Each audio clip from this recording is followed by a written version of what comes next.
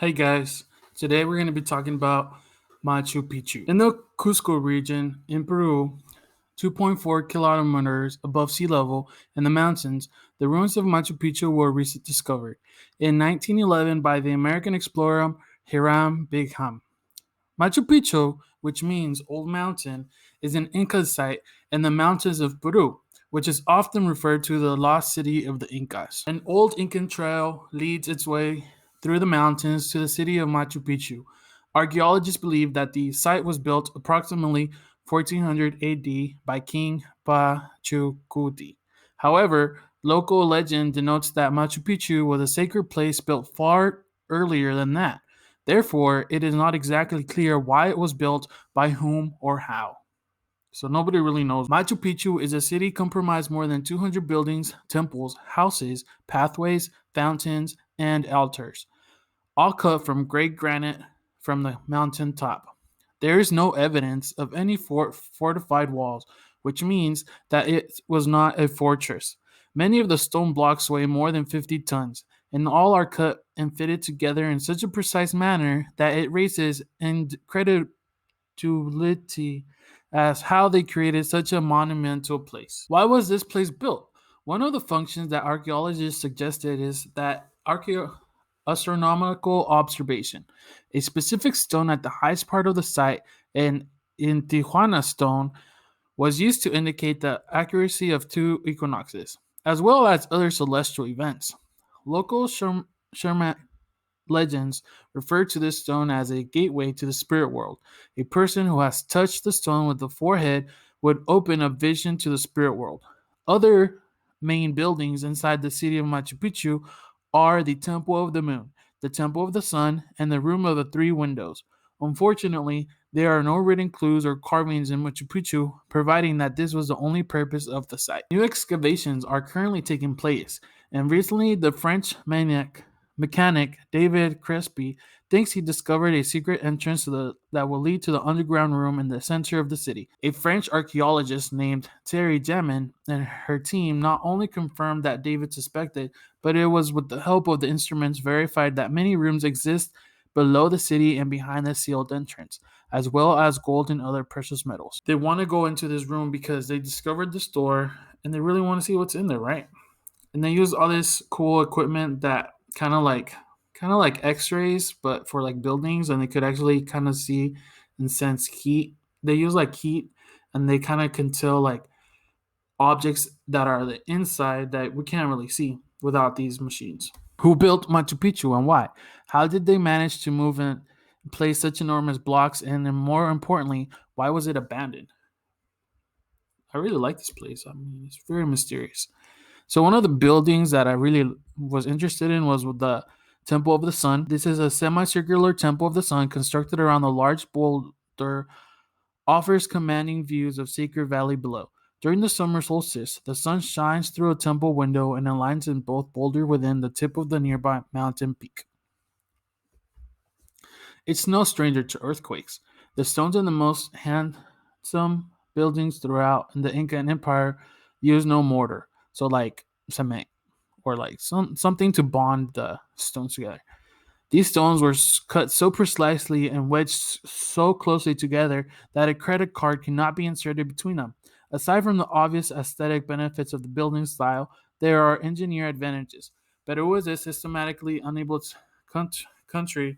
Both Lima and Cusco have been leveled by earthquakes. So in this area, there's lots of earthquakes. And Machu Picchu itself was constructed atop two fault lines. When an earthquake occurs, the stones in the Inca building are said to dance. That is, they bounce to the tremors and then fall back into place. Without this building method, many of the best known buildings in Machu Picchu would have been collapsed a long time ago. Much of the most impressive stuff is invisible. While the Incas are best remembered for their beautiful walls, their civil engineering projects were incredibly advanced as well. Specifically, as it is often noted, for the culture that is used no draft animals, iron tools, or wheels. So whenever they were building all these cool structures, they didn't even have a wheel invented. So they couldn't really use like a little car with wheels. They all had to lift with their bodies, right? The site we see today had to be sculpted out of notches between two small peaks by moving stone and earth to create a relatively flat space. The engineer Kenneth Wright has estimated that 60% of the construction done on Machu Picchu was underground. Much of this consists of deep building foundations and crushed rock used as drainage. As anyone who's visited the wet season can tell you, Machu Picchu received lots of rain. So it's always rainy there, like lots and lots of rain. Machu Picchu is made up of more than 150 buildings ranging from and houses to temples and sanctuaries. So people actually lived here. And lots of different like discovered places like they don't have people didn't live there. It was like just like for praying or something, but in Machu Picchu people lived there. The compound contains more than 100 separate flights of stairs. Most of the individual staircases were carved from a slab of stone. Machu Picchu was an astron- astronomical observatory. There's a stone within Machu Picchu called the Tijuana Stone. At midday, at exactly March 21st and September 21st, the sun stands directly over the stone, creating no shadow. It's pretty cool, right? Although many of the stones that were used to build the city were more than 50 pounds, it is believed that no wheels were used to transport these rocks up the mountain. Rather, it is thought that hundreds of men pushed heavy rocks up the steep mountainside. So imagine having to push all these stones up the mountain. I like to get my mind entertained and thought that only extra sterile assistance explains how the rock on the sides was removed, how people with such limited technologies could possibly know how to harness the energy of systematic waves and avoid total building collapse. I mean, how else did these people learn to genetically modify potatoes? Yeah, like way back in the day before even the wheel was invented, how did they know to create these structures that were indestructible with earthquakes? And in that area there's lots of earthquakes, like in that picture, in the image on the screen right now, there have been earthquakes, but most of the buildings have withstood it because they were built with such precise cuts and with no mortar, like nothing's bonding them together. So whenever an earthquake actually happens, it can shake. It's allowed to do that because of how they built it. And it's like crazy to think that they actually could think about this back then. Two different civilizations lived there. They don't know, like based on these stones, if you look at the top and the bottom, they're different, like cut differently, right? More the bottoms are more nicely cut and smooth, and the top ones are more rough, right? So was there two different civilizations that lived there? How did they cut the stones? Like they didn't really have machines. Well, they didn't have machines back there. They didn't even have the wheel, right? So how did they get the stones to be curved, flushed, like really like straight, right? With no mortar. Like remember, even a credit card could go through that.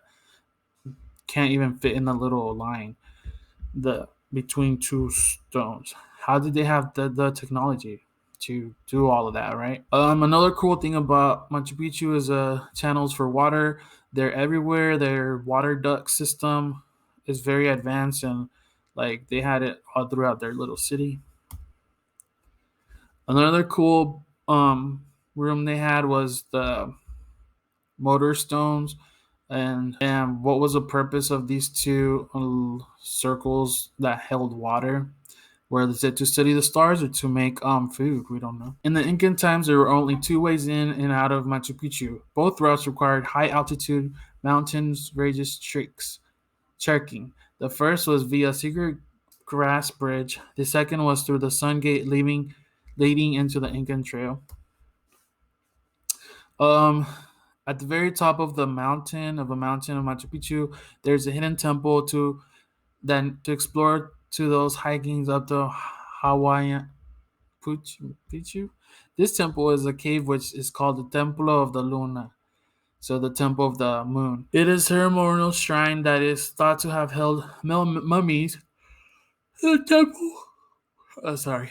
The temple is off a trail that wraps around the peak. Because of the dense cloud forest, there is still much of Machu Picchu to be discovered. So they can't really get to it because there's lots of trees surrounding that area. Discoveries are being made all the time on Machu Picchu site. The thick cloud forest that overtakes the area of the morning makes it difficult to discoveries as visibility is low. A new set of terraces was discovered and opened to the public in 2011. And whenever the first person that says that he discovered Machu Picchu, there were three farmers living there, so it was not totally abandoned. And I really like this mysterious place. And I really wish we could have like books or writings or anything that really tells us the history of this cool site. And also is one of the seven wonders of the world. Thanks for watching. Bye.